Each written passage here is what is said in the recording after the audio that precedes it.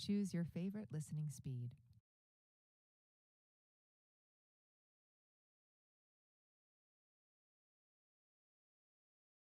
Hi, I'm Cliff. I'm the founder of Speechify. Hello.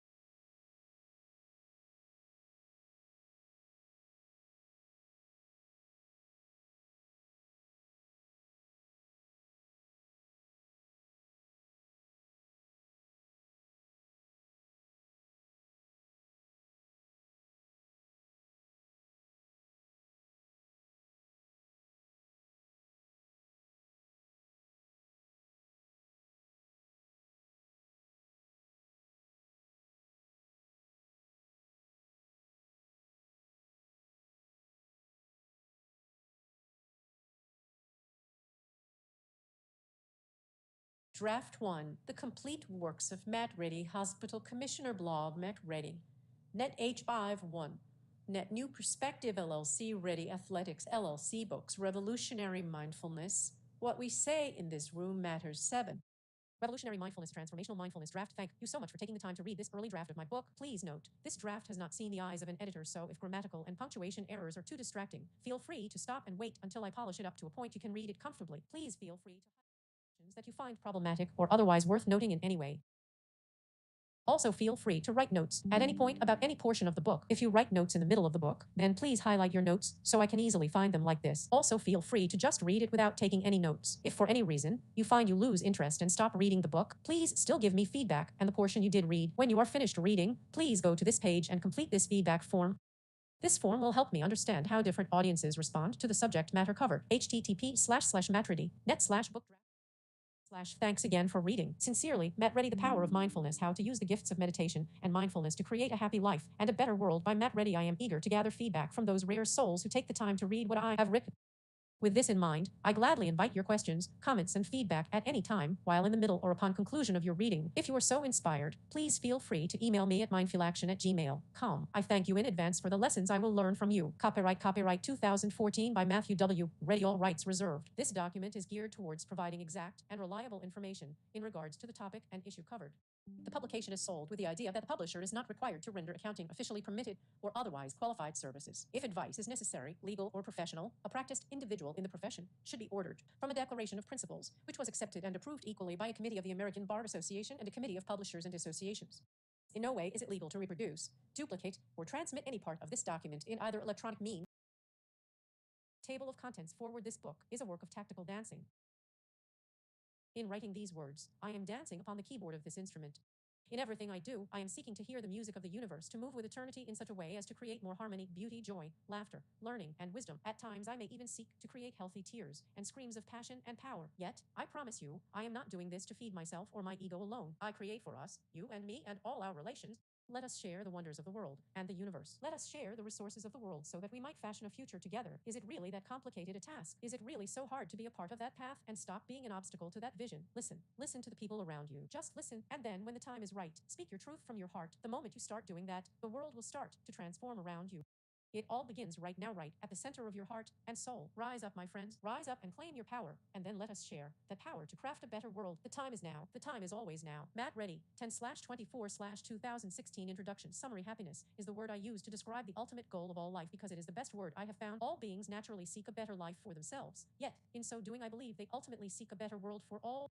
Creating a better world begins with the world within us, the world of our minds, emotions, and consciousness. The work required to find that inner peace and clarity can only be done by you, yet the work will not end there. To seek a better world is to seek it everywhere. Are you happy? This is one of the most important questions you can ever ask yourself. Don't ignore the answer. If you are not happy or not as happy as you wish to be, then this book can help you through sharing the practices of meditation, mindfulness, and mindful action.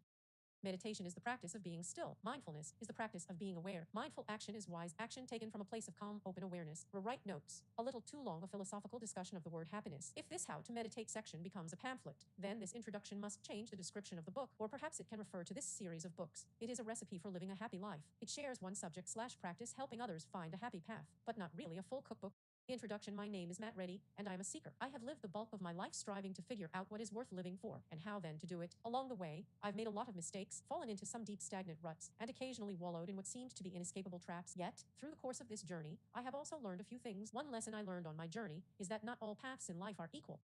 For a time, I dabbled with the existential attitude that life is absurd and nothing matters. And indeed, there is something to learn from exploring this way of seeing, yet it is not where I landed in the end. Some things do matter. Some conditions are better than others and are worth seeking, promoting, and nurturing. Another lesson I learned was it is helpful to have some words to describe the paths in life that are preferable. For many years, I would use a variety of words in my personal writing to describe the preferable paths in life. I test-drove words like happiness, salvation, enlightenment, fulfillment, self-actualization, and even utopia. Yet, as I attempted to discuss these topics with others, I found different words triggered different assumptions, often leading to a debate about the best word to use, rather than a discussion of the substance of the problem. So then I sometimes tossed out all such words and simply used the clunky phrase, that which is worth seeking in life. That didn't last long. Eventually, I decided happiness is the best word available, and I simply define it for myself and my writing as that which is worth seeking in life. Hopefully, you can live with my use of the word happiness as it frequently arises in this book. Some people may object to the elevation of the word happiness. In college, a philosophy graduate student at the University of Maryland once said to me, "There are many things far more important than happiness.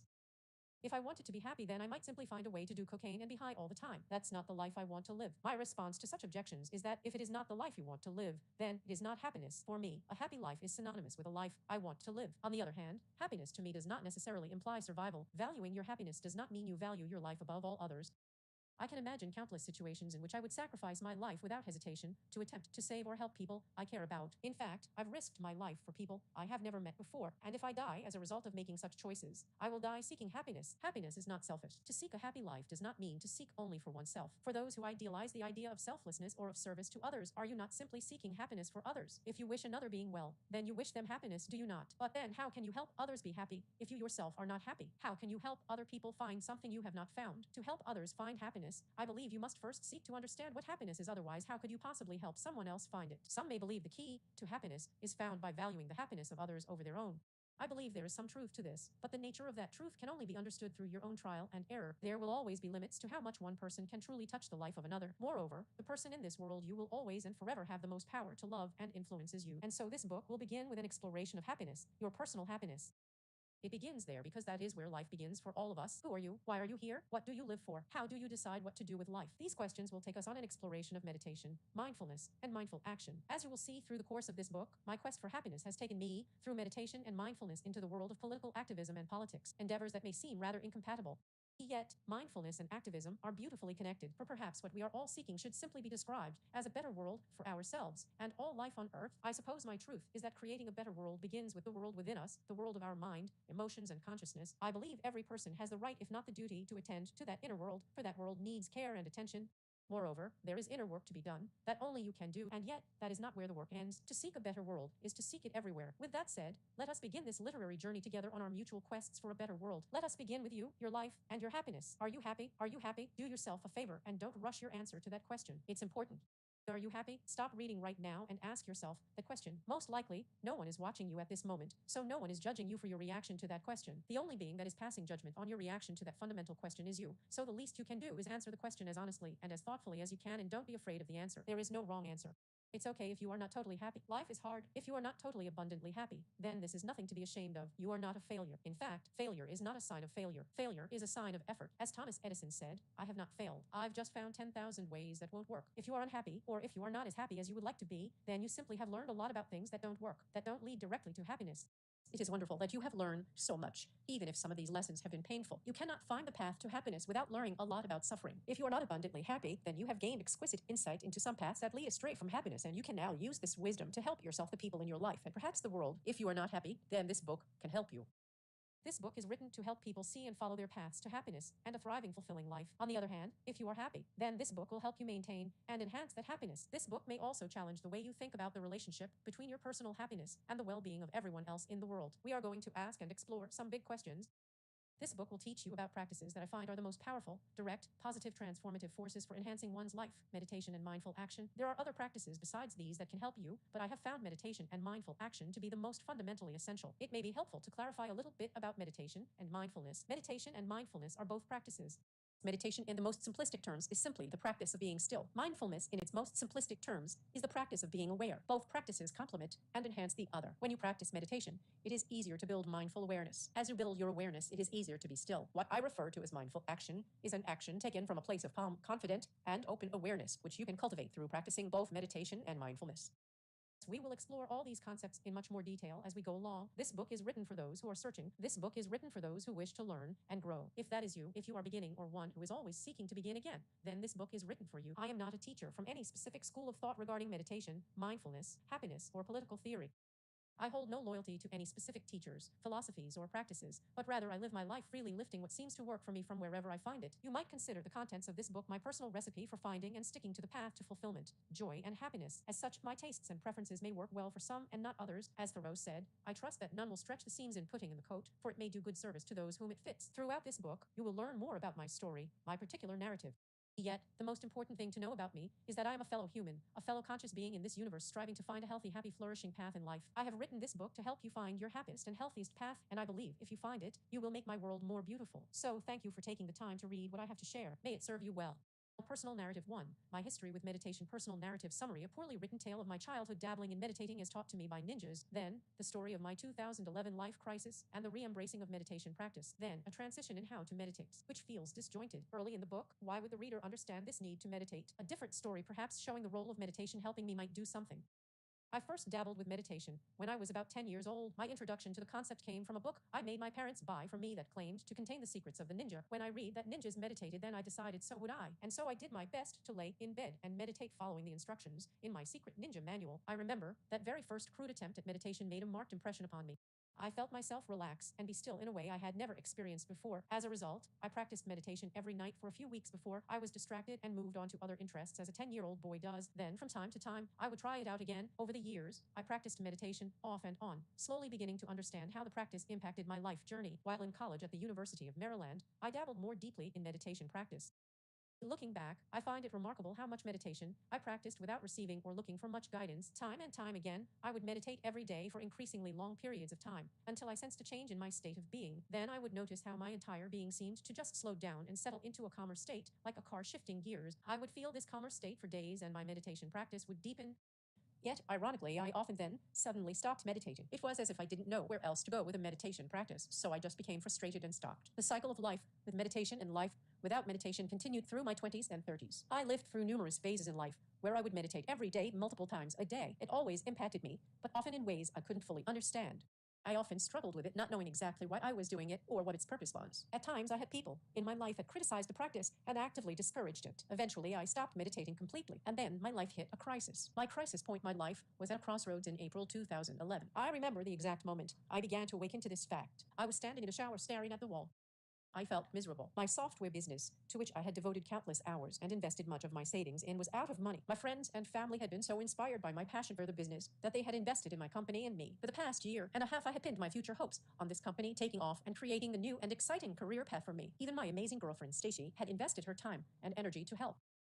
Yet, as I stared at the shower wall, hot water washing over my face and body, I was finally facing the fact that it was over. My software venture had failed, and it was time to close up shop. I needed to move on and face the consequences with my friends, family, and business partners. This realization seemed to feed an unremitting ache in my belly. I felt filled with sadness and fear. What the hell do I do now? I thought to myself. I couldn't just stop and move on. It wasn't that simple. Ending a business with partners and investors requires some careful steps. More importantly, I had to have some difficult conversations. I needed to speak to those that believed in me, invested in me, and explain my failure. I felt overwhelming pressure and dread as I imagined those conversations. Hitting me even deeper was a feeling of loss and confusion. A large part of my life's purpose and meaning was suddenly dissolved to dust with the dissolution of my business venture. The software I had designed was not only intended to change my life, it was intended to change the world. I thought, even after I get through the pain of closing shop, what then was I going to do? How did I get here? I wondered to myself, how did I get so lost? Couldn't I have seen this many months ago? Regret surged through me. I had wasted a lot of time and energy unnecessarily. I scolded myself if I had only been a little more patient, a little more careful and thoughtful in my decision making. I slapped the shower wall with my hand as the water rushed over me. For me, a rare physically violent expression of inner turmoil. I hadn't attacked an innocent wall since 5th grade, when I was heartbroken over my desire for a cute classmate named Nikki. Even then, as I punched the bathroom wall before returning to class, the action felt forced and contrived, more an experiment than an authentic act. I had long since abandoned such macho manifestations as silly, yet, now as an adult, again in a bathroom, my strike against the shower wall felt sincere. The frustration and despair in my body was desperately searching for ways to escape. Breathing deeply, I then realized something. Not only was I not happy, I suddenly realized that the software business wasn't going to make me happy even if it had succeeded. It had never been the right path for me. A part of me had known this for a long time. I shouldn't be standing here mourning the end of this path. I had been following the wrong path all along. This is an opportunity to get back on a true track to happiness. I felt crushed and embarrassed with myself. Why had I pinned my dreams on this software company? This is not the life I wanted. This is not the life I dreamed about when I was in college. Memories of the happiest moments of my life flashed briefly through my vision, each one like a slap in the face. Art, writing, hiking, laughing, dancing. Why was I living a life that wasn't exploring the activities that have proven to bring me the most satisfaction and happiness? I found myself weeping a few bursts of tears. I urgently wanted to get myself back on track, back on the path of happiness and wisdom. What did I need to do to find my way and never ever allow myself to get so lost again? I left the shower by now thoroughly clean and got dressed. I walked into my living room and sat on my futon couch. It was Saturday morning and I had the day all to myself. I asked myself, what now? Do I go for a walk? Do I read a book? Do I watch TV and simply escape from my sorrow for hours? Perhaps if I had not felt quite so miserable, if I had only felt my normal level of unsatisfied malaise, I would have turned on the TV and simply sloughed my way on in life. But there is something extra motivating about hitting a crisis point, a uniquely miserable state, and especially low. Perhaps it is simply the extraordinariness of peak misery that can help get your attention to wake up. I didn't want to bury my head in the sand. I wanted to turn around and go decidedly the right direction. I didn't want to wander forward aimlessly. I wanted to move forward in life towards happiness and fulfillment.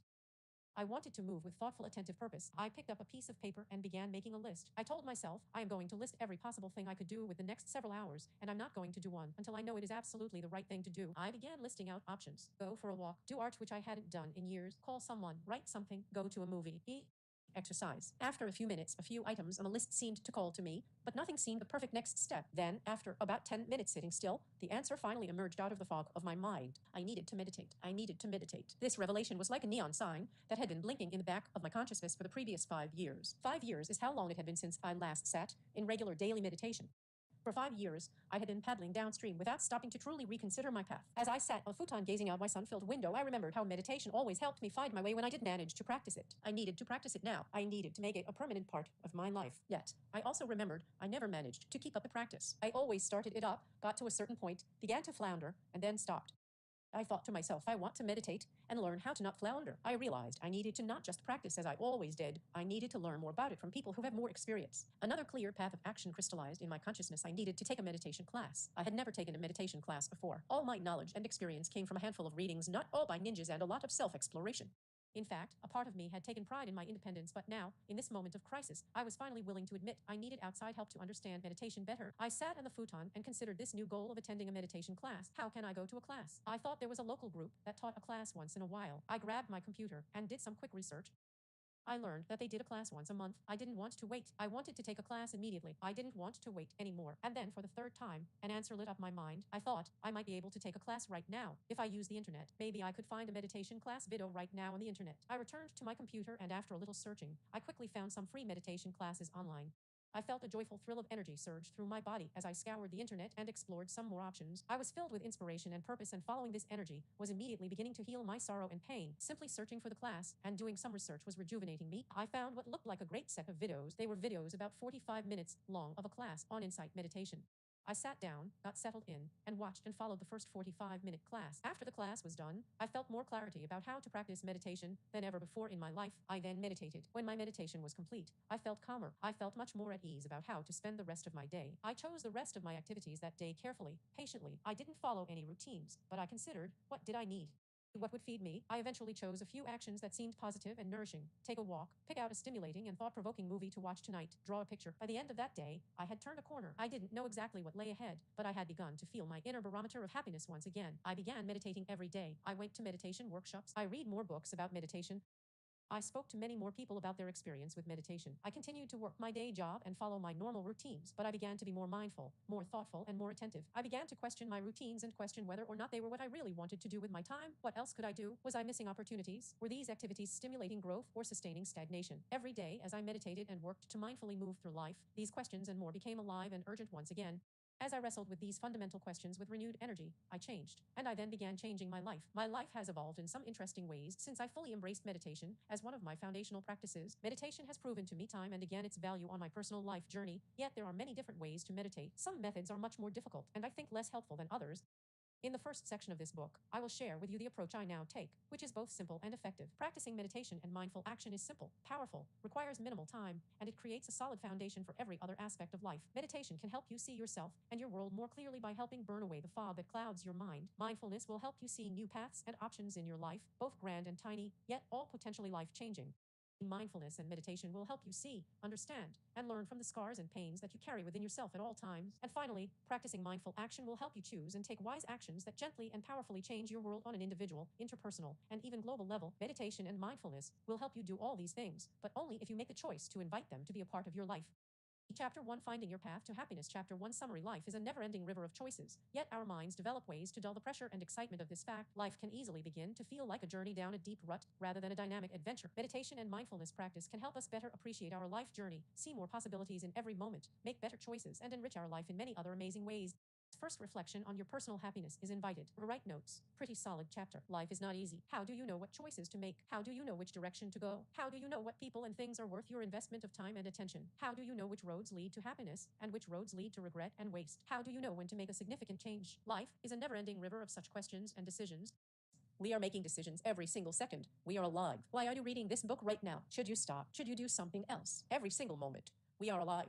We are choosing from amongst an infinite range of possible actions, although our mind finds way to not notice this fact. Some choices are big, some are small, but they all add up to your reality, to your life. Do this or do that. Say this or say that. Go here or go there. Speak or hold your tongue. Eat another donut or not. Sleep or not sleep. Watch a rerun of The West Wing or read a book or practice yoga. These are just some of the questions we all wrestle with all the time, often without realizing it. The flow of choices in life is like driving a race car 200 miles an hour. Simply being alive and awake is overwhelming, both in terms of the amount of information we process and in the decisions we make or don't make at every moment. We are alive. From the first moment our minds become conscious, we begin to try to figure out how to deal with the awesomeness of conscious life. We learn, we construct ways to make sense of the world. We memorize behavior patterns that seem to keep us relatively safe and alive. We practice routines that seem to bring us more pleasure than pain. Yet, along with all this learning, we also easily lose some of the amazing energy and fascination with being alive. Sometimes, we learn so many routines that we forget we even have choices. We begin to obey orders and obligations rather than thoughtfully creating our path forward. Life can at times feel like a journey down a deep rut, rather than like the exciting and dynamic adventure it really is. If you want to be happy, if you want to feel that energy and amazement of life you remember from your youth once again, if you want to create your path rather than follow it, then meditation and mindfulness can help a lot. The art of mindfulness is the art of feeling the flow of our life choices and life experiences with gentle, joyful patience, allowing you to more easily make positive, satisfying choices on your life journey.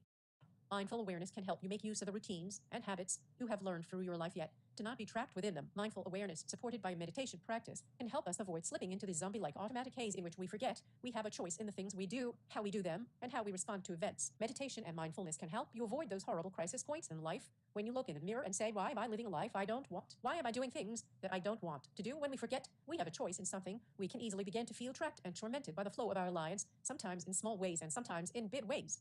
Practicing meditation helps us see our life more clearly. It helps us grow our capacity for mindfulness. As we grow more mindful, we regain awareness of our freedom to change our lives at any moment, and we then feel empowered and in more skillful control of our journey. If you are not in control of your life journey, why would you expect it to lead where you want it to go? To learn how to feel gentle patience with the flow of life's choices, we need to work to change how we experience the present moment. We need to practice reminding ourselves of the flow of possibility that is racing past us in every second in which we continue to breathe the air on this beautiful world. My first recommendation for learning to train yourself to have this type of awareness is to practice meditation, and so it is with learning to meditate that we shall begin. But first, reflection 1. Before we dive in, I highly encourage you to do a quick, absolutely honest self-assessment of your state of happiness. Doing this will help you begin to see your most fulfilling path in life more clearly. So right now, reflect upon your life and rate how happy and fulfilling your life is, with 0 being totally unhappy and unfulfilling and 10 being the most amazing life you can imagine. Write down your answer in a journal or go ahead and note it in this book. Also write a few sentences explaining the score you chose. Remember, no one is watching except you. Save your score and explanation. You will need it later. Then join me in the next chapter as we discuss the basics of meditation. 0, 1, 2, 3, 4, 5, 6, 7, 8, 9, 10. Chapter 2. How to approach a meditation practice. Chapter 2. Summary. Meditation is simple but not easy. To learn it, you must practice it. It is worth it. Meditation practice will support all other things you do in life. Meditation is an internal art form which involves training the internal capacities of our attention, willpower, and awareness. Our minds dull our conscious awareness as we grow up so we can better function in the world, yet at a significant price. Meditation and mindfulness can help us reawaken the vitality, creativity, and basic appreciation of life we often lose as we grow into adults. Meditation will spur growth, and growth involves growing pains. This is not something to shy away from. It is necessary, although sometimes unpleasant. One key to approaching meditation is to remember to be gentle with yourself. The key is gentle, consistent pressure over time, not intense, short bursts. You might think of it as a practice of slowly weaning your inner child off unhealthy, overstimulating behaviors and introducing him/her to healthy, enriching activities. To write notes, maybe condense some. Meditation is simple but not easy. Of course, many things in life worth doing are not easy, right? For example, if you want to be in amazing physical shape, you have to work at it. If you want to have a basic competency in karate, baseball, or the cha-cha, there are not really any shortcuts. You must be willing to do some work to practice, to train. One of our fundamental challenges in life is simply deciding which of the difficult challenges surrounding us are truly worth our time and effort, since we can't do them all. Meditation is not easy, but is it worth trying? Is it worth it to you to try it and to practice it? Personally, I would not want to live without it. A meditation practice is like a foundation upon which everything else you value in life can rest. Establishing a reliable meditation practice is like digging down to the bedrock of reality and setting our padstones firmly upon it, rather than trusting the soft, malleable soil at the surface of the ground. Once you gain comfort in a practice, you can then count on it to support you no matter how crazy and out of control everything else gets. But, again, getting to a point where meditation supports our life in this way is not easy. Not only is meditation sometimes challenging to practice, but also no matter how many years you do it, you never really master it. Rather, you simply keep gaining insight and understanding as you progress on your journey. Yet, like other physical skills, you will gain competency in direct correlation with the level of effort you put into your practice. One, results require effort. Poor effort leads to poor results. In meditation practice, it is continuously important to seek the right level and type of effort, or right effort as it is commonly called. External art forms involve developing and training the muscles of the body in large-scale movements in our external world, interacting with objects and other people. Karate, dance, gymnastics, and golf are all examples of external art forms. Meditation is an internal art form because it involves training internal capacities of our mind and consciousness. You are probably familiar with what it is like to train a muscle to grow in strength, but you may find training your conscious capacities, things like your attention or patience, your self-restraint, and your tolerance for emotional strain, to be strange and challenging. Meditation may be unlike any other skill or practice you have ever tried. Meditation entails learning to increase awareness and control over one's attention and willpower at the most basic level of our being, and since every single moment of your life involves your attention and willpower, improving your conscious awareness of your attention and willpower inevitably has a profound impact on every moment of our life. To this is why a meditation practice is like a foundation for your life. Every other part of your life will be impacted by the changes in your conscious awareness. Though meditation may involve very little physical movement, you will find that your internal world is as vast, rich, dynamic, and as challenging as anything in the external world once you learn to experience it fully. In fact, your internal world contains your entire external world in addition to every world and reality you can imagine, so it is arguably much bigger and more complex than external reality. When you close your eyes, you can contemplate both the chair you are sitting in, any chair you have ever seen, and any chair your imagination can dream up. That's a lot of material to work with, and we are merely talking about chairs at the moment. Add to that people, emotions, hopes, dreams, choices, and you again see why it is no wonder our minds have adapted ways to dull our awareness. If we were constantly aware of the infinite range of possibilities of what we might think about, how would we ever focus on tasks and get things done? If we were always absorbed in the infinity of our imagination and the wonder of the universe, then we might never have learned how to hunt, or farm, or trade with our neighbors. Humanity has relied upon our ability to ignore the wonder of living so that we could focus on the challenge of survival. Unfortunately, this sometimes leads us down a path where we survive, but we have forgotten what it means to live. The dulling of conscious awareness that has evolved in humanity can be observed in changes in the consciousness of a child as he grows into an adult. We begin life infinitely and overwhelmingly fascinated by all that we sense and feel, and then slowly we learn to lose this fascination. To some extent, we have to lose this fascination, or else we can't function in society. It's okay for children to spend hours fascinated by an unusual insect that happens to land upon a window sill, yet any adult who is regularly so enthralled by such things will struggle to hold many jobs. On the other hand, as our minds grow over our lifetime to be less fascinated and enthralled by the mere awesomeness of being alive, we also lose some of the vitality, creativity, and basic appreciation of life. Meditation and mindfulness can help us reawaken these capacities in very rejuvenating and helpful ways while not endangering our ability to function in society. In fact, I believe meditation and mindfulness make us function in society in far more positive ways than we would otherwise. External art forms may change how your body looks, but meditation will change your experience of you at a fundamental level. It is deeply personal, intimate, and powerful, and should not be taken lightly. Committing to a meditation practice will change your life in subtle and sometimes profound ways. Meditation can help lift you out of deep ruts and long familiar patterns of behavior. It can help you see yourself and your deepest, most authentic needs and dreams more clearly. It can help you know what you need to do to be happy and can help you take action to live a happier life. But remember, this is not going to be an easy or pain-free process. Growth usually involves growing pains, and real growth can mean real pain. If growing pains felt good, we would call them growing joys or growing orgasms or maybe growing pleasure bursts. But we don't call them that. We call them growing pains because they can be quite unpleasant. Nonetheless, if you want to be happy, you can't be afraid of a little pain and discomfort. Growing pains are worth it. Think of the growing pains from meditation like having a sore body after an intense workout. That soreness is there in your muscles after a hard workout because your muscles are tearing themselves apart and rebuilding themselves to make you stronger and more flexible. Meditation and mindfulness does the same thing, just with the fabric of your consciousness. It might feel disconcerting the first time you experience your world turned upside down through your own conscious growth, aided by a healthy meditation practice, but eventually you adjust to the process of such growth and awaken to a clear and beautiful day like you've never seen before. Remember to be gentle. It is vital that you are gentle with yourself on this journey into meditation, especially if you are very new to it. To learn to meditate, you must learn to treat yourself with a form of gentle, persistent kindness. It requires a unique form of self-love and attention. Also, it is far more important that you nurture your interest in meditation over a long period of time, rather than experiencing it in short surges. You might treat stopping your life to practice meditation for a few minutes like you would treat tearing a reluctant child away from video games to visit the beach. I remember how my parents had to force me to turn off the TV and go outside and to play when I was a child. I was probably a little addicted to the stimulation of TV. In fact, your inner child may genuinely be as reluctant to meditate as a child addicted to video games will be reluctant to visit a beautiful beach. Do not turn this resistance into a war, but rather gently negotiate with the parts of you that claim to dislike meditation. For example, if you were negotiating with a video game addicted child over a trip to the beach, you might promise the child some video game time if they promise /he promises to visit the beach with you once a day for a set amount of time. This is a rational, fair, and reasonable compromise. If you are gentle, firm, and compassionate, then the child will eventually consent to this peace accord. If they throw /he throws a crazy out of control tantrum and absolutely refuses, then simply continue your reasonable, compassionate, yet firm terms for continuing. Moreover, after visiting the beach with you a few times, the child will likely begin to appreciate the beauty the beach has to offer. Remember, the visit to the beach doesn't have to be long. It can be just 5 minutes. Just as a child may be a little addicted to stimulation in this scenario, you may be a little addicted to the activities you do instead of meditating. Changing habits to learn a challenging new skill that works some unusual muscles can be as challenging as breaking strong addictions, so tread carefully and thoughtfully. It is hard and sometimes unproductive to attempt to dramatically change habits cold turkey. The key to a healthy relationship with your internal cravings and aversions is dialogue and patience. Choose negotiation and healthy compromise over war for all such conflicts, and soon your inner child will begin to resemble a thoughtful, energetic, and witty companion rather than merely a pain in the arse constantly screaming at you what it wants and what it fears. In fact, learning to use gentle pressure is the first lesson and essential ingredient to gaining a capacity for mindfulness. Whether you have a lot of self-discipline or very little, you must want to learn to meditate in order to learn to meditate. If you find you are fighting with yourself and struggling against learning the practice, then stop. Let it go. Give yourself some time off from this battle. Wait until the sound of the ocean, waves, and the smell of the cool, salty air convince your inner child to give it another try for at least a while.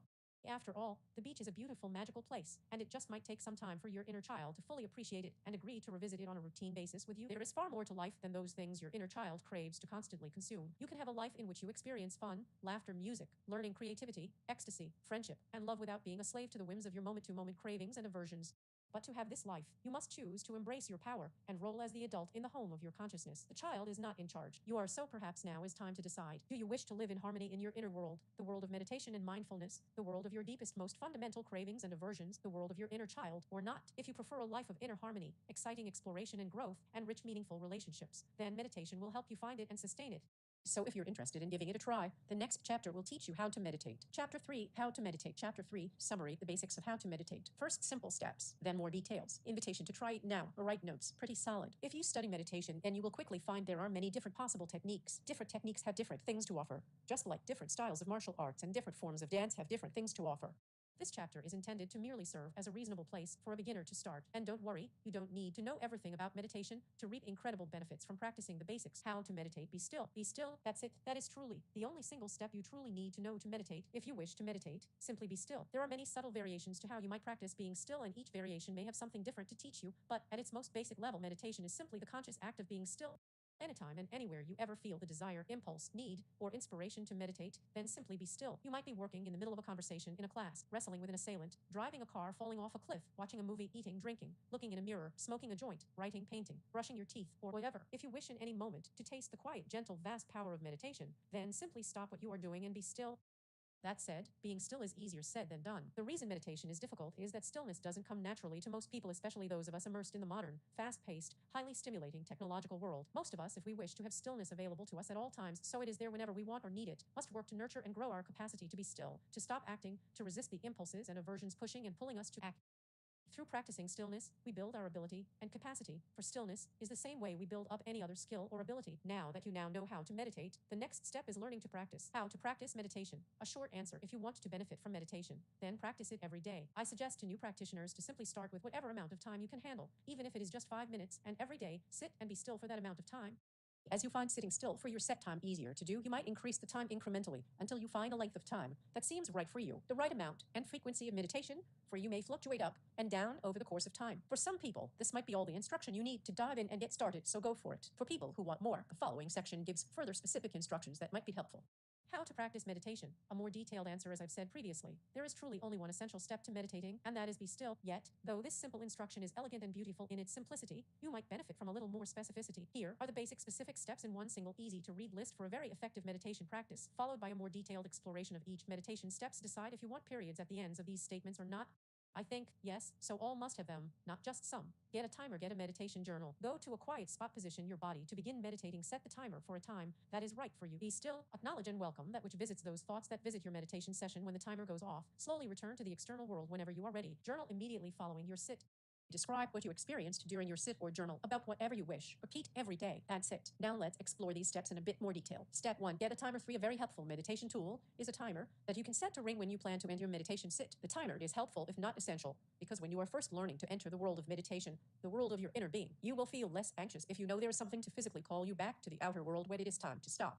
If you don't set a timer, then you may find yourself spending much of your meditation sit thinking to yourself, should I stop meditating now? How long have I been meditating? These types of thoughts can hold you back from more useful and beneficial meditation experiences. To ease your mind's natural concern over the passage of time, you decide how long you will meditate before you begin. Then when you sit, your mind doesn't need to focus on the question of when to stop, and instead it can explore more interesting things. Of course, your mind will most likely still have many trivial things to ponder before finding something important, but with a timer, you will alleviate at least one of the most common trivial anxieties of the meditation experience. Whenever there is a simple solution to alleviate a stress or distraction, it makes sense to take advantage of it. If you do not have a timer, you may use some external events as your timer. For example, you may know someone is coming home at a certain time, or there may be a bell tower nearby to use as a time reference. Or, you might simply decide you will meditate until you are interrupted or choose to stop. I have on many occasions sat and meditated in my office chair for a few minutes, using the sound of my phone or approaching footsteps and or the opening door as my ending meditation bell. Prisoners who I have taught meditation to have told me they use the sound of the guard's footsteps and the jingle of keys as they make their rounds every 15 minutes as their meditation time signal. Be creative, and you can find some options in most any situation. The challenge of these timer alternatives is they can be a bit more stressful than a simple timer you have full control over, but they can work.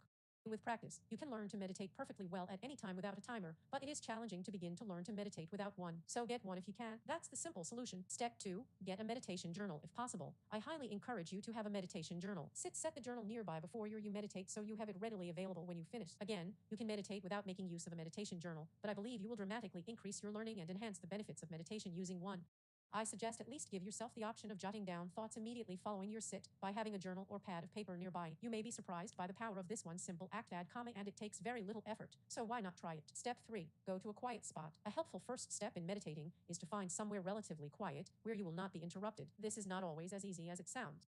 If nowhere quiet is available, search and or wait until you find a place that will be quiet for at least 30 minutes. Most places are quiet between the hours of 10 p.m. and 6 a.m., so in some situations where you feel physically confined, such as in prison or living with relatives, both of which are often torturous, late at night and early morning may be your ideal meditation time window. If you don't want to wait for a time window and you feel a strong need to meditate at this moment, then feel free to take decisive action to find a quiet space to meditate.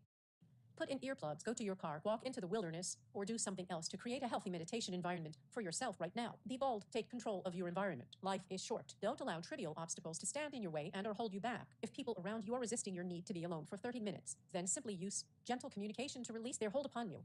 You might say something like, I hear your concerns, yet, at this moment, I am not feeling well, and I need to take care of myself for at least the next 30 minutes. After that time, I shall return and I will be better, able to do what you want me to do. Such a statement will work like a magic spell in almost all situations to free you for 30 minutes of meditation. If that doesn't work, you might need to practice some patience until a better moment arises, as it surely will. When you want to meditate, you don't necessarily want to stop and explain to people what meditation is and why you want to do it right now. On the other hand, if you are overly forceful and abrupt with people, the friction between you may end up being the focus of your meditation session. So, when you want to meditate, I urge you to take the absolute shortest, gentle route to beginning your meditation. One way to do this is to make your meditation schedule a routine that you and others become accustomed to. You might establish a daily ritual, maybe routine would be a better word, whereby you always meditate at the same time and in the same place every day. For example, these days I meditate every morning. I know this, and the people I live with know this. No one complains about this practice in any way, as I have made it clear. This is simply how I live my life. You could establish a similar daily routine that will help train yourself and the people in your world that this is how your life works. Learning how to manage distractions is part of your meditation practice. When prisoners I've worked with begin establishing a daily meditation practice, they often tell me they will not meditate when the guards are watching. They've told me that they worry the guards will think they are doing something weird and may even think they need psychiatric attention. Yet, if they overcome their anxiety about the guards' concerns, perhaps by simply informing the guards that they meditate every day, then they could feel free to meditate without that external distraction. Once you train the people in your life to be familiar with your practices, usually they learn to accept them and they will stop causing significant friction. With a sustained, gentle effort, you will eventually realize there is always space in your life to meditate if you make a patient, gentle effort to create it. This effort is well worth it, for your meditation time can grow to become a familiar, cozy, and nurturing home. So, do what you need to do to create your daily meditation opportunities. Step 4. Position your body to begin meditating. Font size change needs to be corrected. To meditate, you can be in absolutely any body position in virtually any situation. On the other hand, to learn how to meditate, and to meditate most effectively, it is best to either sit on the floor, or in a chair, or lay down on your back. Each of these body positions has benefits and weaknesses, which depend on many variables, including your body type, posture, current level of fatigue, room temperature, and more. I encourage you to experiment using each of these positions during your meditation sessions to see which ones are best for you and when they are best for you. For now, simply choose one. If you are sitting nadkamo, then it is best to sit with your back straight, balanced, and dignified. If you struggle sitting for long periods without back support, like myself, then you could put a pillow or rolled up towel behind your lower back. You can also sit for a portion of your session and then shift to laying down partway through. Do what feels right for yourself. If you tend to fall asleep whenever you meditate, then you should not always choose to lie on your back, but occasionally meditate while sitting, since that will help you explore wakeful meditation. Falling asleep while meditating is perfectly okay once in a while, but if it always happens, then you may miss out on some of the benefits of the practice. I'd also highly encourage you to try meditating standing and walking at some point. Step 5. Set the timer. How long should you set the timer for? Note that this question is not the same as how long should you meditate for. You set the timer so that you have a firm reference point for time in the external world. You set the timer so that you don't have to worry about the question of how long have I been meditating, or should I stop meditating now, without a timer. You may find these questions repeat over and over in your consciousness. With a timer set, these questions lose most of their oomph. The timer acts like an extension of you. The timer is your tool. The timer is like a friend who you ask to wake you from an afternoon nap. You are not asking the timer to wrench you out of your meditation session and thrust you immediately into your external life as soon as it goes off. No, you are instructing the timer to gently remind you when a certain amount of time has passed, and then to leave you alone. Your friend, the timer, will nudge you at a time of your choosing, and then go away. The next step is your choice. When the timer rings, you do not have to stop meditating. You may stop, you may continue. It depends how you feel at that moment. There is not a hard and fast rule, and you want to be careful not to create such rules for your practice. When the timer rings, you are simply receiving information. The time you set has passed. What happens next, as always, is your choice. Likewise, you don't have to meditate all the way to the point in time when the timer rings. You can stop your meditation session at any moment, just as you can stop an afternoon nap whenever you feel ready. You always have total freedom of choice in what to do in the present moment while you practice meditation. In fact, one of the most important lessons meditation and mindfulness helps you learn is how to better see moment to moment what you can do and what is the best thing for you to do. We will explore that idea in much more detail later, since this is the crux of mindful action. So before you begin meditating, set the timer to notify you when a certain amount of time has passed of your choosing. If you are first learning to meditate, I might suggest a minimum of 20 minutes, but if that is too much to start with, then start lower. Even 5 minutes of meditation a day will feed you. If that is all you can do, you can always increase the time when it feels right. Yet if you force yourself to go a lot longer than you are ready, it may detract from your ability to be nurtured by the practice. Many timers can be set to ring at intervals, so you can meditate as long as you wish with periodic reminders of the passing of time. This is another area for you to experiment and see what works best for you. Step 6. Be still. You have brought yourself to a quiet spot. You have chosen your body position for your meditation session. You have set aside a journal if you have one. You have set a timer. Now start the timer and be still. You may keep your eyes open for a while, but do not move them. Find somewhere to let them rest without moving about. Let your eyelids hang softly over your eyes, open, halfway down, or allow them to sink down and close over your eyes. I usually close my eyes while I meditate, but on occasion I stare at a fixed spot. Keeping my eyes open and fixed on a spot can lead to some fascinating visual experiences, which you may or may not find rewarding. Being still is the first challenge of meditation, and being still is the only goal of meditation. You need to concern yourself with when you begin. If you are able to be still while meditating, then I believe most of the other benefits of meditation will readily follow. Our minds are all like frantically fidgeting monkeys. We hop from this to that. We look at this and then at that. We think of this and we think of that.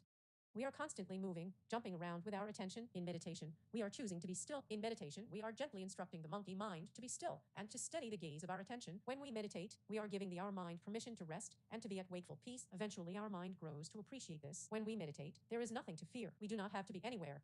We do not have to go anywhere. We do not have to do anything. When we meditate, the only important goal that we need to even consider is stillness, for it is stillness we are inviting into our presence. Be still, rest, be at peace. That is the only goal at this moment. Until that timer goes off, nothing else matters. Be still. Step 7, acknowledge and welcome that which disrupts the stillness. You will most likely find, delete comma, that the first several times you attempt to be still while meditating, it won't work so well. You will most likely find that your monkey mind, this is the first time you have used monkey mind. Do you want to expand on this for people who don't understand the term? This is lingo typical of the kind of book you are writing, but the term may be new of beginners. Doesn't want to be still. Your monkey mind may rebel and fight you like a child you are ripping away from his video games. This is okay and quite normal. The part of you that is opposed to stillness is a valid part of you. The part of you that hates the quiet stillness of meditation is important and powerful. Do not scorn this part of you. Do not hate this part of you. Be gentle with yourself. Love yourself. While you meditate, hold the angry child. Your frantic mind is better than monkey mind in your arms, like you would a loved one that who is withdrawing from a brutal drug addiction, for in a way you are indeed dealing with addiction. Addiction is a very apt metaphor for the resistance the mind exhibits to in meditation practice. Your mind is most likely addicted, or at least strongly attached, to something other than quiet stillness. It may be addicted to stimulation and entertainment. It may be addicted to being alert and watchful for threats and dangers. It may be addicted to replaying old memories. It may be addicted to fantasies of the future, or problem solving, or planning. You may be addicted to feeling productive. Whatever it is that your mind wants to do, rather than be still, be gentle with its resistance, be compassionate, be kind, and be loving, because this is a part of you that is resisting. Listen to it while you meditate. If your mind is resisting stillness, then consider the question: what does your mind want you to pay attention to, and why? When you meditate, you are taking the frantic, out of control child that is your mind into a temple. In this temple, you and your mind are alone. No one else is there to hurt you. No one else is there trying to talk to you, to tell you what to do, or telling you what to think about. In your meditation temple, during your meditation time and space, it is just you and your mind. Now, you may still hear the voices of what seems like other people while you sit. You may hear your parents, your partners, your boss, your children, your friends, or random people you know, but assuming you are genuinely alone, all these voices are really your own mind. Those people are not with you while you meditate. As your mind talks or sings or screams at you while you sit, resist the urge to tell it to shut up and be quiet, like a parent scolding a hyperactive child they are escorting through church. Instead, gently cast the gaze of your attention upon whatever your mind shares with you. If your monkey mind wants to throw a tantrum in your meditation temple, then let it happen. If your mind wants to replay a conversation from dinner last night, then let it. Let your mind get out whatever it needs to get out. This is your temple, and if your inner child is upset about or fixated upon something, you can choose to let it express itself in your mind right now. Meditation is a safe space for anything your mind needs to explore. Meditation is your sacred time. You choose how you spend it. If at any time during a meditation sit, you become overwhelmed, then know you have some options for how to handle the situation. You can focus your attention on your breath or the feelings in your body for a while. You can take yourself through a specific meditation you know. You can gently roll your head upon your shoulders or stretch your arms for a few minutes. You can, of course, also stop. You are in control. It is okay for a meditation sit to be a little challenging, but you don't want it to become traumatic. As we will discuss in later sections, meditation is a workout, an exercise, and so it should not be so easy that you aren't expending any effort. On the other hand, you can hurt yourself if you push yourself too hard. Seek to find the right balance of healthy, gentle, sustained effort, just as you would if you were lifting weights or jogging every day. Step 8. Eventually, the timer will ring. If you sit long enough, eventually the timer will ring. When the timer rings, decide if your time in your meditation temple is done for now. If you wish to stay in the temple longer, then do so. It is always up to you. If you decide it is time to end your meditation session, then look at your monkey mind one last time. Give your monkey mind a gentle mental hug. Tell it that you are its friend. Tell it thank you for all it does for you during your external life. Tell it you honor it. And then when you are ready, slowly and gently open your eyes and return to the external world. Step 9. Journaling after meditating can be a very enriching and enlightening practice. I suggest you write in your meditation journal everything you can remember from your meditation in whatever random order you remember it. After that, you might journal about whatever you wish. The journaling step is optional, of course, but I've found it greatly beneficial, and I highly encourage you to try it. I believe journaling after meditation makes the practice exponentially more effective and beneficial. Ready to try it? You've just read my short and long answers to the question, how do I meditate? It is now time for you to give it a try, especially if you've never done it before. You always learn the most by doing. So right now, put this book down, find a quiet spot, set a timer, and meditate for 10 minutes. Less if that's too much, more if you want. After you meditate, come on back and keep reading. Chapter 4. Committing to regular practice. Chapter 4 summary. Trying meditation once is easy. Practicing regularly is harder. You should practice at least 10 days before you expect to notice an impact.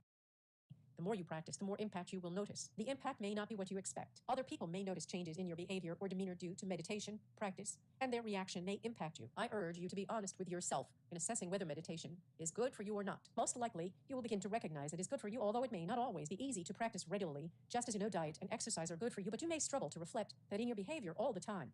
This knowledge-behavior dissonance is something meditation can help you better understand and work with in a healthy manner. Your assignment now is to meditate for at least 10 total days before reading further in this book. Start now. Then, the author assumes the reader did not stop reading and discusses this, then again challenges the reader to stop and meditate for 10 total days before continuing. A meditation self-assessment asks the reader if they have completed 10 days of meditation before moving on.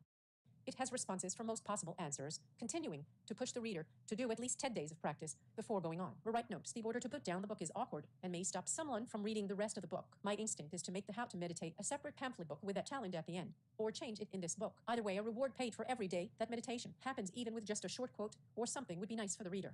I am leaning towards a separate pamphlet. Truly, the meditation self-assessment again pushes the reader to meditate, but also discourages continuation of the book. Again, lending itself to pamphlet or relax the pressure. Do I want to challenge people or inspire them? Yeah. If I wish to inspire, then the rest of the book may help. Maybe. Or do Okay, I we are truly want to say you are not worthy to now read on if you do on not start YouTube. No meditating? one's Learning the watching, basics of meditation, but practice, and except trying it maybe once the is relatively YouTube, easy. Meditating once or twice is like sticking to a diet for 1 or 2 meals. It is YouTube definitely a great step, but if that's and all you do, showing your right life won't now really is feel the impact of the new pictures practice. It is of, often hard to stick to a different new things that practice they're or new hearing routine us. long enough to Okay. feel the impact. But how long if does they that were take? listening, And how hard will it be they for were you? hearing us. They're hearing us if they're hearing this. Yes. And anyone in the world could be listening and watching this little video if they have access to YouTube. True. So, shall we introduce ourselves? Let's do that. Who are you? My name is Monica Bell. That was my given name. And I live in Port Hadlock, Washington State in the United States on planet Earth. Who are Cool. you? My name is Matt Reddy, and I also live in Washington State. But I have a lot of identities. I normally list True. them off at the beginning of my. Oh, go for it. Well, I'm an elected politician. I do tell people that. An elected politician. Yeah, I'm a hospital Whoa. commissioner. Yeah. Flash elected. that card. Yeah, I mean, but that's not like my primary identity. I'm a activist. I think of myself as a philosopher as my primary identity, Whoa. but I do have a BA in philosophy. But I think a lot of the philosophers out there would not want to say I'm a philosopher with a BA in philosophy. Although I did publish a book, On philosophy. well, on mindful activism, which is a very philosophical Okay. topic. I mean, I'm a philosopher in the spirit of like Thoreau, In any case, and I'm the developer of the Hive1.net platform and the host of the Mindful Activist webcast. Where was your mother born, Matt? My mother, I think, was born in Massachusetts. Okay, what's her name? Mary Reddy. Mary Reddy. Why do you ask about my mother? I think we've been talking a lot about power and vortexes, and it's an interesting thing in our society that's very patriarchal, that we don't honor the female bloodline necessarily. And I was once I went to a panel where a civil rights It's a vineyard. elder who passed away a couple years ago, Vincent Harding, asked this question Yeah. of all the youth on the Yes, it panel. is. They're talking about violence. Okay, and, we are now racism in the live university. on YouTube. No And one's watching. He asked them all to But- introduce themselves except maybe by the saying their YouTube, name and their mother's name, where their mother was born. The And YouTube it brought technicians. a And different I'm spirit showing right now to- is Like we all came through our pictures mothers. of, They're like the yeah, vortex we different came things. into So the they're physical hearing realm us. through. Okay. Yeah. So- Well, I thought they were listening, Yeah, and they then would be at that hearing us. They're hearing meeting, us if they're you hearing are this. bringing Yes. everyone's mother And, into the anyone in room the right world there. could So listen it's like you're and bringing watching the this little- spirit of mother love and relationship and all the complexity that is there and honoring it through and everyone's mind, but just say your mother's. You could have just said say your mother's name, but say your mother's name and where she was born. You're now taking it back to her mother. You're invoking two levels of mother power to go through that person speaking before they say anything else. I love that as a warm-up exercise. Yeah. So Mary in Massachusetts? Mary. Nice. Yes. And she's no longer with us. She's passed. Yes. So. Sorry for your loss. How long ago did she go? I think 10, might be over 10 years now. Oh, wow. Okay. Yeah. Well, you're with us right now, Mary. Mm-hmm.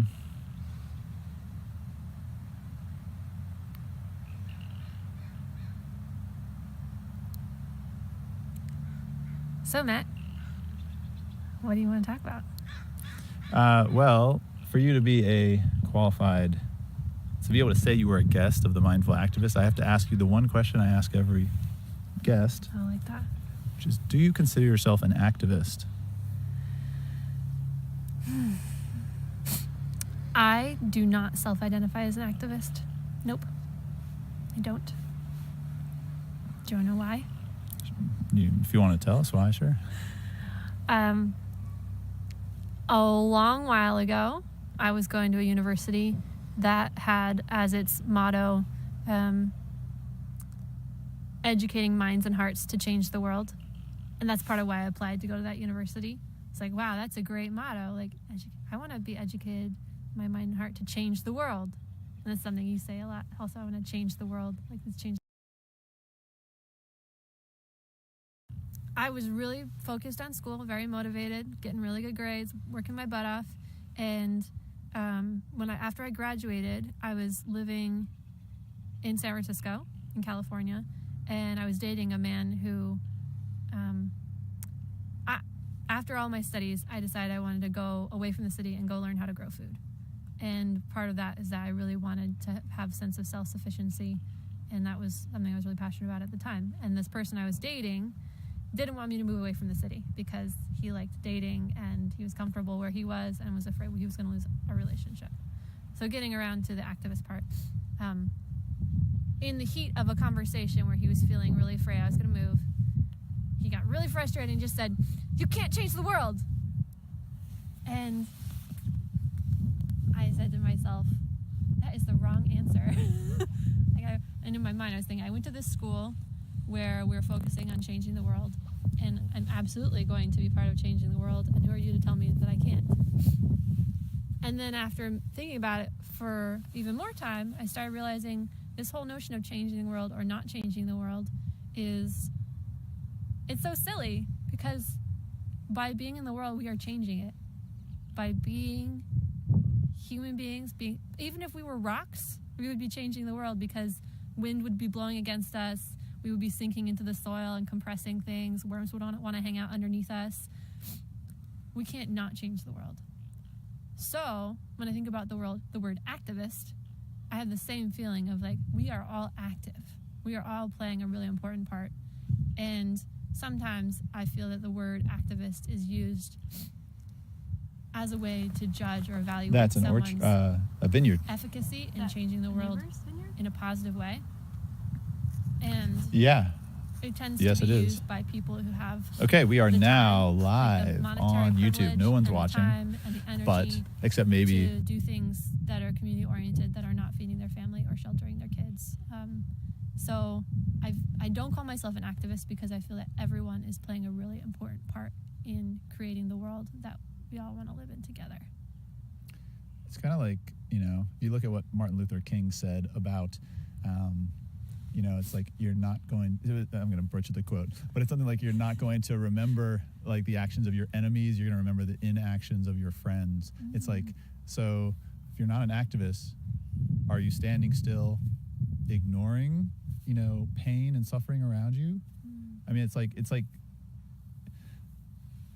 So you're saying you want people to be activists? Is that Well, what you're saying? I actually say it's at commission meetings, because I get, several times other commissioners said, don't bring your activism in here. And I'm like, activism just means trying to take action to make the world a better place. Agency. I think that's what every human being is doing. It doesn't make sense to say, don't bring it in here. I mean, we're in a position of power over a hospital district. We should be actively trying to make the world a better place. Thus, activism, I don't understand what you're saying. So anyways, I brought this up in there, and on my show, Yeah, I consider myself an activist for the exact reasons you consider yourself not an activist, because it's like we are all, whatever it is we're talking about, we're all that, you know. We're all agents of change. We all have a lot of power. Yeah, and you might be sitting there like a lump, but you're sitting there like a lump is causing an effect in the world, just That's like true. a rock. Like you said, rocks have power. You sitting there like a lump in your position of power, or in your position in your community, or in your friendships, or in your whatever, it is affecting the world. Your lumpiness is affecting us, you know? If nothing else, your lumpiness. Because we have to drive around you and, you know, have to go You're counted over in the census, Yeah. or you're pooping and your waste is being, I mean, maybe you're pooping. You're Or- probably eating. Maintaining homeostasis, you're ingesting certain, we will get into that later. I have a lot of feelings about human fertility cycles. Anyway. So yeah, future so, conversations. but I love that for the exact same reasons you say, no, I'm not an activist, and I say I am an activist. It kind of makes you a wonderful co-host for my show. That should be the way just like they have like sometimes they have a show with left, right, and center, Yeah. you know, a left wing, right wing. You and I are activists and not activists, yet really the only difference is how we choose to define a word. Language is so powerful. But it puts us on different sides of a coin, which is all you need for a good conversation, two sides of a coin. Nice. Like your framing there. So I'm here with and this is very personal to me, for the activist word. I was at a activist meeting in Port Townsend a couple years ago, and it was to study the Constitution, study the history of Supreme Court laws and judgments that slowly gave corporations power over the evolution of our country. And it was like, but one of the things they asked in the room was they asked, tell us about your activism. And my dad was visiting, Jim Reddy. And Your dad. my dad, and I made him Jim. go to this thing with me. I gave him the option. I said, I'm going to this thing, you can leave anytime. And he's like, oh, I'll check it out. And so we Deep voice for dad. no, that's his voice. And so we go in there, and everyone's talking about their different things they do, and I'm right for Jim, and I describe how I was an activist with the Occupy Wall Street movement and these different things, and I'm running for office. I don't know what I was doing back then, but I hand it to my dad, and I'm like, what the heck is he gonna say? And he's like, well, yes, I'm a celebrated lifelong inactivist. Oh, dad. and which is so true. He is like a lump in the Democratic left wing, you know. He's like, I will vote, I will read, I will watch debates, but do not ask me to, you know, go march in the street or write a letter, or, you know, I don't know where the line is for him, but he's a lifelong inactivist. And for me, that's saying something very different than what you're saying, as you're like, I'm not an activist, but you're over there with Jim Reddy in a sense. Well, okay, so here's another piece to it, is that, yeah, I think it does come down to economic and material privilege and intellectual privilege, because a woman or a man, someone who has children or nieces or nephews, who gets up in the morning and helps that 4-year-old learn how to make breakfast, tie their own shoes, say please and thank you, who listens to their stories, in my mind, that person is doing very important work. So if we're talking about activism as really important work, then I think about the framing of like, who gets to decide whose work is important. Yeah. And I think throughout the lifespan, people have different phases where they have different freedom to transgress against existing power structures. And so someone who maybe never had a stable place to live, or didn't have enough education to get a job that could just be part-time, and then has time to go to city council meetings, I'm not going to say that person is not doing really important work. And oftentimes I'll find people who are white, who inherited money or property, or had access to higher education, have had a lot of material privilege, economic privilege, start marching around or like stomping and shaking their fists at people for not being activists without really looking at all that they have inherited without their own work. And when a person like that gets in the face of or starts disregarding the contributions or the work of someone who didn't have the same kind of privileges, I think it's a very limited perspective, and it can divide people to when people start thinking of themselves as their work being more important. It's a big, I mean, language creating reality of activist, not activist labels. Well, you're fading into away from even the whether or not you're talking about activism. You're just talking about like the worth of a human being. And when you look at a person and say, and it's like, I don't do this to people, but when people, I'm going to reflect it back at you. When people look at you and they're angry, and it's like, why are you doing that? Why aren't you doing this? I understand your life and your world enough to judge what you're doing and why you're doing it right now. Like I'm, you're doing to your dad. Like, sure. Like I was doing to my dad, or like parents might do to their child, it's like, and if I learned it somewhere, I learned it from my parents. Yeah. I mean, that's a total tangent, but that I've never thought about that, the evolution of a child, because I've seen it in other children. They sort of have a wisecracking father, and then it's like, whoa, I think it's 16, 17, they could be smart enough to wisecrack right back at the dad, and it becomes this very interesting male-son, father-son dynamic. Women can do it too. Yeah. Yeah. Like with mom or with dad, or are you specifically saying like daughter, dad? Oh, I'm not saying that it's gender specific. I think those habits, I mean, labeling, limiting, dismissing someone's experience or their feelings or thoughts or capacity in the world is not gender specific. No. Humans do that across the board sometimes. Yeah. I guess just my personal history, it traveled heavily through my male experience. Jim, not Mary. I mean, she was, Mary was not, she loved everything I did. So here's an interesting thing on that too, though. Yeah. Like if your parents as a unit raising you, your dad would dismiss your ideas or your agency or feelings, your mom permitting him to do that was also an agent in that dismissal. Like if she didn't check that behavior and balance it out, then she was complicit. yeah, that's really interesting, because I could like think about like my art is a very like simple like microcosm of that. The thing about art is I don't remember a single time showing them a piece of art at the same time. I would always do a separate. I mean, that's kind of because my art, in a way, was my way of judging other human beings, because I like knew what was good and what was not. I was very snobby and snotty about art, so I was like, when I liked it, I'd show it to people and like, it's a test. Like, do you like this for the reason it's worth being liked, or I'm a little bit like getting feedback. But, anyways, I was a very arrogant artist.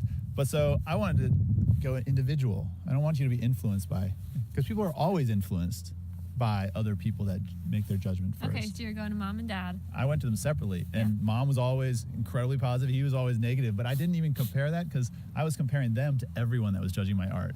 They were just like two drops in this bucket, and I was like, but a weird one. My dad is incredibly negative about all my art, more so than any human on earth that I've met that has looked at. If you're listening to this right now, we're going to post a few pieces of Matt's art.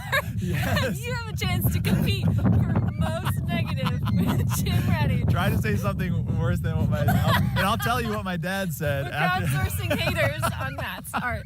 Love it. Do you want to know what he said? No, I'll tell Sure. you. Well, it's just sort of like, that Brad Pitt painting in my living room. I do. I love it. Can we post it? Yeah, absolutely. I've posted it. Actually, I posted it. We'll put it with this video. Yeah. But he was just like, he just saw it. He just walked in. And he's just like, shit. That's it. He's like, why can't you just like, paint something normal, like a cow in a field? Yeah, it's an and I'm like, a cow in a field. That's what you really want to see, Jim. But so I've been joking with Stacy, my wife, about I'll just paint 100 cows in fields. I'll do like a series, they dedicated to Jim Reddy. I'll just do like cows in fields, like cows with Brad Pitt's head on it. Yeah. Yeah, Brad Pitt in the background. The cows are prominent in front of. Maybe my paintings could be in the field, like with the cows. Brad Pitt riding cows. A picture of a cow with your painting. So many incarnations. Yeah. Your dad's kind of your muse, though, I think, in some ways. Yeah. Oh yeah, and it's like it's taken me a long time to just fully appreciate how just powerful that is, and I see that there's other, particularly men in my life that they're just a part of that. It's like this. It's I don't know. It's like this male wisecracking intelligent coyote type energy that I actually really feed off it. Yeah. I love it. You know, it's like because once in a while challenge. they are an ally. You know, when totally. they use that same energy that they can dig into you with against when they really use it to fight something that's important, it's so powerful. It's and a powerful skill set to hone Yeah. and to keep around and not to banish from Yeah. the community. Yeah. Yeah, and I've had to. Anyways. Well, I'm curious. Okay, so I asked you about where your mother was born and invoked like the female vortex. Yeah. That's also something that has been the power of that authority has been lost because we've come through so many years of a Christian, like an overarching Christian. How you gonna describe it? Like a religious framing in the world that says that humans started with a man and his name was Adam, and when he wanted a friend, he pulled his own rib out of his body. So you're saying that story that is at the base of like all of Western society's understanding. To quote the movie Captain Fantastic, it's a very dangerous fairy tale Yes. in that it totally disregards female agency in the creation of human bodies. Okay, Most but dangerous fairy tale. We could have a list of this would be a great tangent, but what are the most dangerous fairy tales, yeah. myths in our culture? That might be Love number it. one. Okay. So invoking female agency and creating more human beings is really important. And so I think about your mom being born, your mother choosing Jim Reddy to have a child with, and then raising a child in an atmosphere where I guess, and we can't ask her in the physical realm, but I would ask her what her experience was of raising a child with a man who often dismissed your ideas or criticized your ideas. And I wonder, I mean, her ideas? I don't know about hers, but yours. Yeah. Well, and Like, I was wonder one what of her 3 children, so it's like okay. there's a dynamic there. And he was not like that with her. They were, I don't know if I actually have a good read of what that power dynamic was, but, I've never felt it wasn't something close to equal in just very different types of powers, What I wonder if she ever felt that he would do that with her. But even if he didn't do that with her, so here again with female agency, as a woman who, and it's complicated in our society because not every community, family, couple upholds a woman's right to choose whether to have children or not. Mm-hmm. Another like mythological reality we've created that I think is really harmful to human beings and to society. But so she's chosen a nest to create human beings in, and whether or not he dismisses her ideas, he dismissed your ideas in some ways. And so I wonder, I think about the role of women and mothers in choosing partners and the role of the village in protecting upholding children and letting children feel welcome to express themselves. And you're making me try to remember back and see if I can ever visualize actually seeing a power struggle between them or seeing her ever check his negativity. I wonder how she felt about it. But she was not afraid to speak her mind or to swear or to yell or to make jokes, or to flick someone off, from her car. So, I mean, she was